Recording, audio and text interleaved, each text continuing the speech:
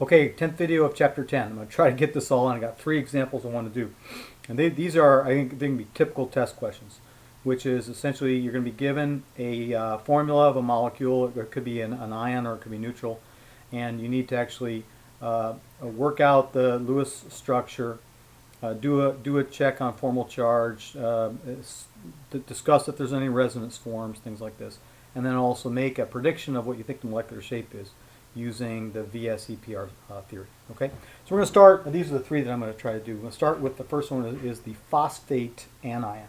Okay, so phosphate, again, we're going to draw it as P surrounded by 4 O's.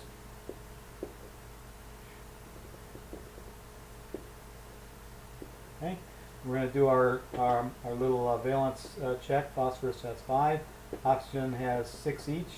Total of 20, sorry, it's charged though, it's a 3 minus charge, so we have 3 electrons. We add it all up, and end up with 24, 29 plus 3, 32. Okay. Alright, I've drawn 4 of them in already. I'm actually going to draw the rest of the electrons in here. Again, after a while we get kind of good at this.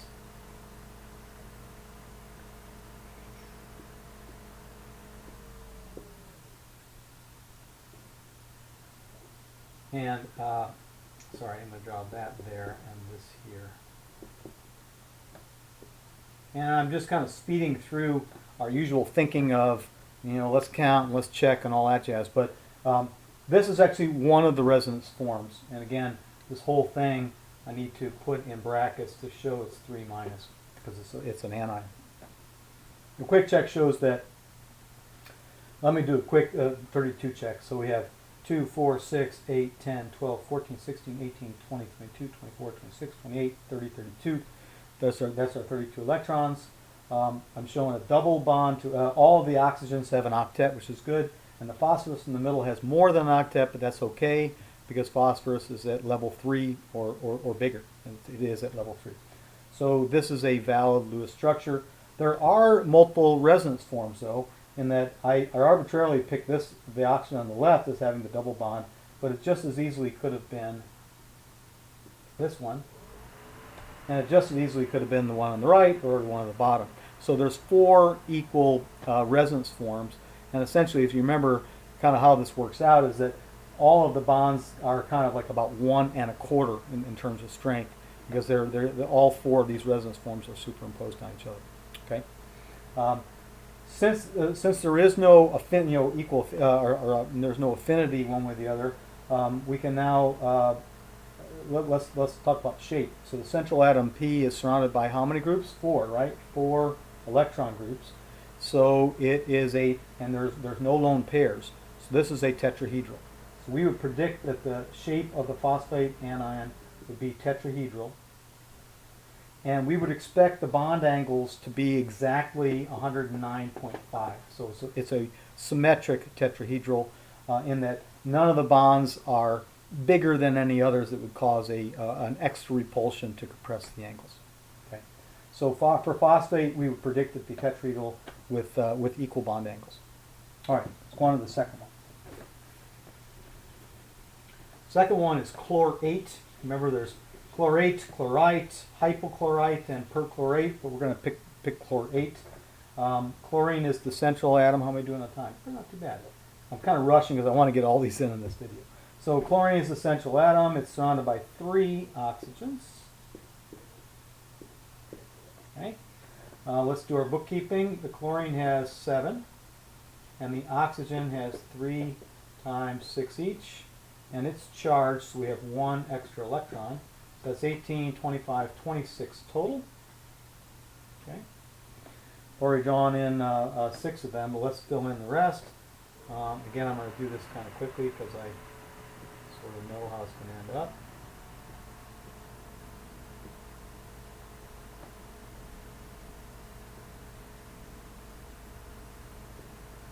Yeah, I know, but I didn't do it right.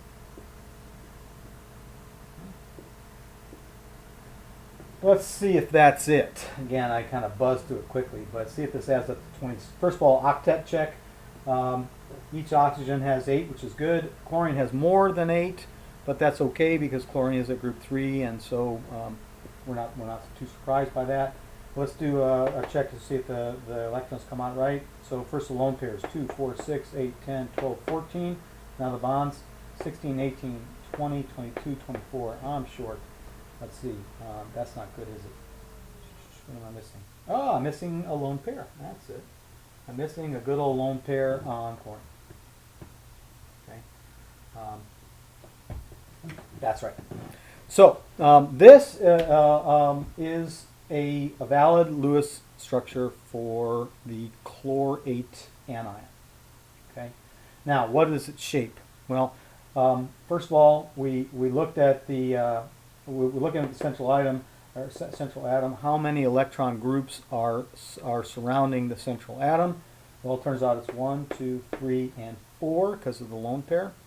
Okay, so it's basically kind of tetrahedral-ish, but there's only 3 atoms, so the molecular shape is not tetrahedral. In fact, this is really analogous to ammonia. Remember ammonia, which had its lone pair and 3 things bonded to it? This is really similar, and in fact, this does have the same shape as ammonia, which is trigonal pyramidal. Okay, and again, the bond angles, the lone pair tends to compress the bond angles a bit. So we'd expect the bond angles between the oxygens to be less than the tetrahedral angle of 109.5, slightly less. Now, the other thing I didn't mention here is that I showed this one oxygen as having the single bond, but again, there are resonance forms that show each of the oxygens can have that situation. And so all 3 of these oxygens are kind of the same. They all have about a strength of 1 2/3 because they are, you know 2/3 of the time they're a double bond and one, again, it's not time, but it's superimposed resonance forms. So again, the shape of the chlorate anion is trigonal pyramidal. Okay, all right, that's the second one. Now the third one. The third one is interesting for a new reason. The molecule that we're going to deal with next is xenon tetrafluoride. So what's immediately interesting is, wait a minute, xenon's a noble gas. So one of the things we talked about is that noble gases are generally pretty unreactive. And that's true, but when the noble gases get larger, down the periodic table, as the atoms get bigger, they become a little bit more reactive than they are when they're up to the top. So helium, for example, at the top is terribly unreactive, and so is neon, and for that matter, so is argon. But then after that, when you get to krypton and when you get to xenon, those larger noble gases tend to be a little bit more reactive. And it turns out xenon tetrafluoride is a legitimate molecule. Okay, so let's actually do the Lewis structure on this. So first of all, we need to pick the central atom. This is actually where the book actually has I think, a mistake, because the book says pick the atom that is furthest to the right along the along a row in the periodic table. Well, the one at the far right you shouldn't use. You always should use the ones that are to the left. That's actually worse. In reality, it shouldn't have said that. It should have said, well, except for noble gases. And so in this case, xenon really is the central atom, not fluorine, even though xenon is to the right of where fluorine exists. Okay, so xenon is the central atom, and we'll attach the fluorines. And so our first hunch might be, I bet this is tetrahedral. At least that's going through my head. Let's see if we're right or wrong. Now xenon, how many valence electrons for xenon? Well, it's a complete shell. It's 8. That seems a bit odd to say there's 8 valence electrons, but there are. It's a completed outer shell, and there's 8 of them. And fluorine, as we know, has 7 each, so that's 4 times 7. Add it up, we got 36. All right, well, let's put the electrons in. Again, the fluorine is going to be have 3 lone pairs each, and that the fluorines all have octets, which is good. let's see how many electrons we use there. So lone pairs, 2, 4, 6, 8, 10, 12, 14, well, 6 times 4, 24, plus these bonds, 4, 26, 28, 30, 32. We have 4 electrons left, which will be a lone pair here and a lone pair there. And that is our Lewis structure for xenon tetrafluoride. Okay, so looking at xenon, how many electron groups are around xenon? Well, we have 4 each for the fluoride bonds, and we have 2 lone pairs. That's a total of 6. So this is one of these central atoms that has 6 electron groups around it, which puts it in that octahedral set of shapes. But the actual shape of the molecule isn't octahedral because we only have 4 atoms bonded to xenon. So you have to actually look in your book, and I know what the answer is. It's called, the shape is actually called square planar, I believe. Yeah, I mean, it's in your, if you look up the shapes in your book, under the 6, you'll see what the shape is when you have 2 lone pairs. And again, it's one of these AX4E2 shapes. A for the atom, 4 atoms around it, 2 lone pairs.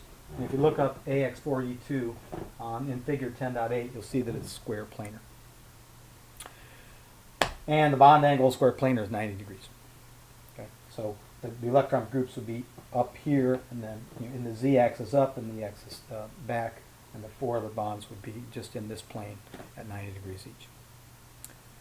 Okay, that is it. I think that's it for Chapter 10.